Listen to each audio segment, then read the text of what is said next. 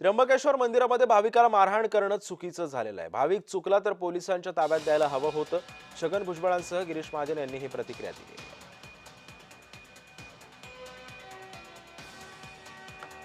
आहे। ज्यांनी अशी मारहाण केली असेल, हा तो भाविक जर चुकीचं काहीतरी वागलं असेल तर त्याला पकडून पोलिसांच्या ताब्यात द्यायला पाहिजे।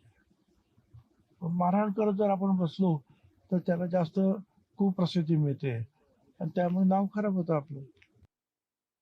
अतिशय गंभीर विषय आहे। ज्या पद्धतीने तो बाहेर बाहेर राज्यातला होता, कुठे हरियाणातला मला आज कळालं, आणि त्या युवकाची काय थोडीफार चूक झाली असेल लाईनीमध्ये घुसताना येताना, पण अशा पद्धतीने एका जणाने त्याला धरताना परत 4-5 जणांनी येऊन नंतर त्याला मारावं, त्याचे कपडे फाडावे, हा अतिशय अक्षम्य असा गुन्हा आहे।